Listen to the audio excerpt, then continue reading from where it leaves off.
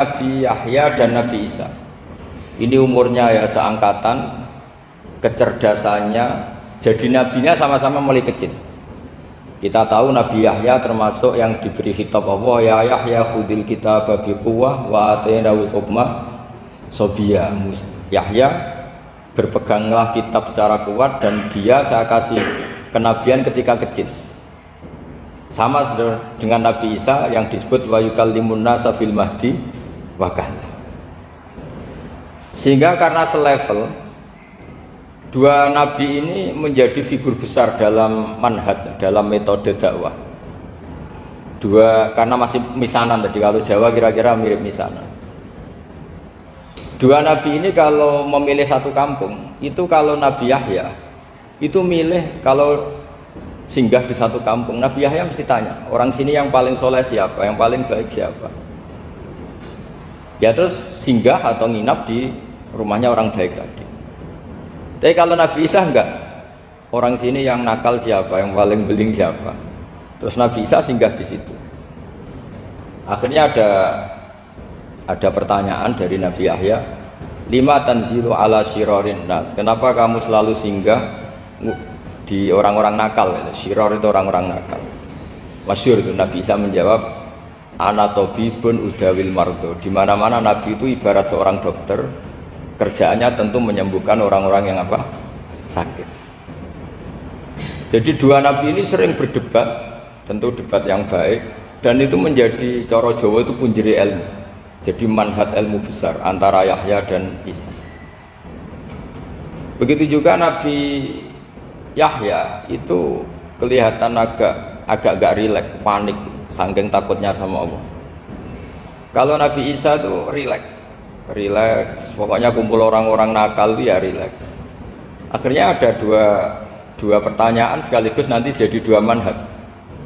Kenapa kamu sering masam itu, sering kalau bahasa Arab itu abasa ya. Terus yang Nabi Yahya balik bertanya, kenapa kamu sering senyum, sering tertawa? Kenapa memangnya? Terus ka'annaka ta'manu min makrillah, kamu sering senyum kayak kami sudah terbebas dari azab Allah, dari ditegur Allah, seakan-akan kamu orang paling benar yang nggak akan salah. Nabi Isa balik tanya, sama, kamu sering masam, sering merem, ka'annaka taqnatu min rahmatillah, seakan-akan kamu putus asa dari rahmatnya Allah. Sehingga kemudian itu jadi manhaj besar. Kalau terlalu senyum ya dianggap orang yang kayak nggak punya perasaan dosa. Tapi kalau terlalu masam, terlalu merenggut, seakan-akan rahmat Allah itu terbatas, sehingga seakan-akan Allah itu rahmatnya nggak cukup lah untuk mengelola manusia ini. Sehingga itu jadi metode besar yang masyhur itu dalam sebuah hadis Nabi ngendikan, ulama ummati ka anbiya Bani Israil.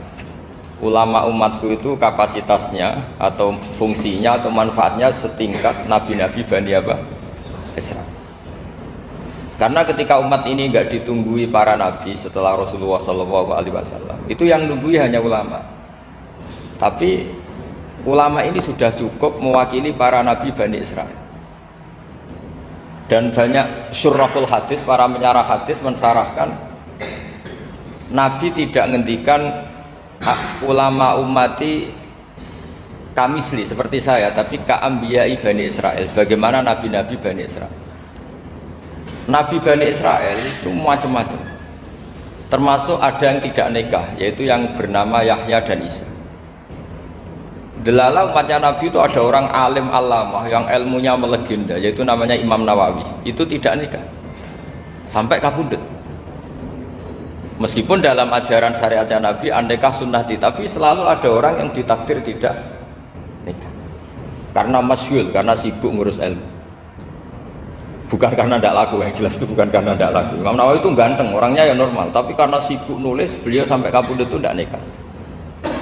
Imam Sibawayh itu suka sekali sama ilmu, menjadi istri utamanya ya ilmu itu. Dia ganteng, Sibawayh itu maknanya itu apel, dia ganteng sekali, sampai banyak cewek yang senang. Akhirnya dia nikah, tapi nggak pernah dikumpulin. Dia belajar terus. Ketika beliau ke pasar, dulu nggak ada supermarket, beli kertas, kitabnya dibakar semua sama istrinya. Dikira istrinya terus mencintai dia, malah diceraikan. Itu siapa? Imam Sibawayh. Terus ada umatnya Nabi yang paling unik di dunia, mungkin Pak dosen, saya kiai pun nggak bisa niru. Tuh ada orang tuh ganteng sekali, istrinya cantik sekali. Itu tahu-tahu sudah 10 tahun tidak pernah hubungan suami istri. Karena ketika si suami itu tahu istrinya cantik, itu langsung sholat sujud syukur, sholat terus, saking senengnya punya istri cantik. Yang istrinya cantik juga solehah, tahu suaminya ganteng ya terus sholat terus syukur. Itu sampai berhari sampai bertahun-tahun. Terus ketika ketemu cocokan, dek kita sudah nikah berapa? Terus dilihat kayaknya sudah 10 tahun tapi tidak pernah hubungan. Oh itu nggak kebayang, itu ganteng sama cantik. Kalau jelek sama jelek itu mungkin. Yang satu bilang naudzubillah, satu itu kan nunggu rafa saja. Ini nggak ganteng sama cantik.